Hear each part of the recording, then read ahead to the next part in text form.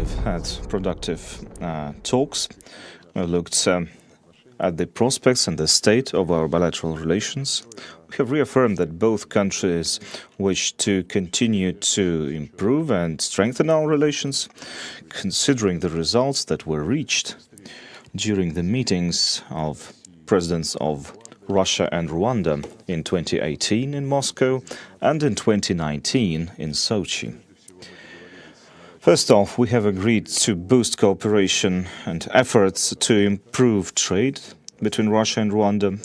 It is growing, but the total amount is still very modest, and we have also agreed to improve relations and improve cooperation on a number of investment and cooperation projects in energy, in mineral resources, exploration, in medicine, healthcare, and agriculture. We will help the business circles of both countries to expand and create new contacts between companies. We have good progress in military ties, and we have plans to further these plans. We will continue to expand cooperation in the humanitarian area, especially when it comes to preparing specialists, Rwandan specialists in Russian educational institutions. Especially, we're talking about Rosatom, nuclear specialists, and also we have agreed on steps to continue efforts to improve the legal and expand the legal and contractual framework. I'm talking about sports.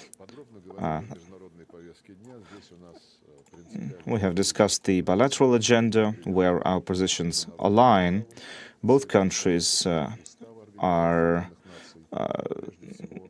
believe that the priority should always be given to the international law, to the UN, to the respect to nations, and we believe that all nations should have the right to decide their future, their ways to develop, and all nations have a right to choose their international partners. Our dialogue on international issues has been going great, and we have had contacts within the UN and in other international organizations, and we thank our Rwandan friends for supporting Russian initiatives within the UN. We have also exchanged opinions on our work within the UN Security Council, and both countries agree that whatever reform may take place within the UN, it should be aimed at improving the representation of third world countries, including African countries, in the UN. We have also focused on overcoming various crises and conflicts on the African continent. I'm talking, of course, about the Great Lakes area, the Democratic Republic of Congo, the Central African Republic, Mozambique, Sahara and Sahel, Ethiopia, Somalia.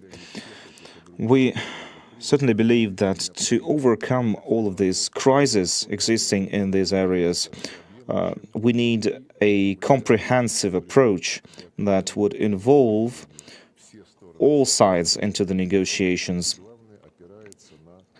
And this approach should also be based on the central role of the African people themselves. The formula we use here is very well known. We always express it, we're talking about Africa. We say that African issues should require African solutions, and on our part we can provide peacekeeping forces, so we can provide economic and other cooperation wherever possible. We discussed various processes taking place in the African continent, and we welcome Rwanda's constructive contribution to the works of various international organizations in Africa, like the African Union or the International Conference in the Great Lakes area. Russia continues to be committed to improve stability in the region, both bilaterally and as part of our work within the UN Security Council. We also discussed the implementation of various agreements reached 2 years ago in Sochi at the first Russia-Africa summit. And we looked at the preparations for the second highest level meeting between the leaders of African countries and the Russian leader scheduled for next year. I thank my colleague for this very interesting and productive work, which would most likely be beneficial to improving our relations in the future. Thank you. Your Excellency, Minister Lavrov, dear members of the press, good afternoon. I would like to start by thanking my colleague for his hospitality since we arrived here in Moscow. This is my first time in your beautiful country, and I hope that there will be many more visits here as we continue to strengthen the excellent cooperation between Rwanda and Russia. The relations between our two countries, which have been established more than 55 years ago, are based on mutual respect, shared values, and a fruitful collaboration at all levels for the benefits of our respective peoples. Earlier today, the talks between myself and my colleague had been very warm, comfortable, comprehensive, and productive. We touched on our cooperation at the bilateral and multilateral levels and explored the new potential areas of partnership between our two countries, including trade and investment. Despite the fact that so many things are changing in our world, our time-tested and trust-based relationship remains very strong and continues to grow. I would like to take this opportunity to express my appreciation for the support we got from the government of Russia last year as we were battling the first wave of COVID-19 pandemic. There were test kits that were shipped to Rwanda by your government in order to support our efforts against this pandemic. Our bilateral talks today was to review the progress in different dimensions of our multifaceted cooperation, as well as explore new opportunities of collaboration. Russia has been a strong partner of Rwanda in various sectors, including nuclear energy, education, defense, and security. There have been exchanges at high-level visits between the two countries during the past 3 years, including a visit to Rwanda of Minister Lavrov in 2018. Our president has also visited Russia twice during the last 3 years for the World Cup and the Russia-Africa Summit in Sochi. More recently, our Prime Minister, as well as our Chief of Defense Staff, were in Russia to further strengthen our cooperation in trade and investment, as well as in defense and security. Moving beyond our established areas of cooperation, we have been discussing about collaboration in the education and the health sector, in sport, as well as partnership in space exploration. We have recently established a space agency, and we can benefit from Russia's experience in that field. We are also working together on a framework agreement in sport cooperation that we see both countries benefit from each other's experience. In the health sector, we are finalizing an MOU on cooperation in ensuring the sanitary and epidemiological well-being of the population, and we hope that this MOU will be signed soon. It will be an opportunity to explore ways of strengthening our health cooperation, especially with the COVID-19 pandemic and the decision of Rwanda to start manufacturing of vaccines. In terms of regional and global issues, he said it all. We discussed about our common goal to play a constructive role in bringing peace, security, and stability in our respective regions and beyond. I updated my counterpart on Rwanda's contribution to the stability in the Central African Republic, as well as our engagement in fighting terrorism in Mozambique. And both our countries are committed to work closely together towards a more peaceful and secure world. Today's conversations, as well as other meetings I had with officials from the Russian Federation, are valuable and important opportunities to carry our cooperation forward.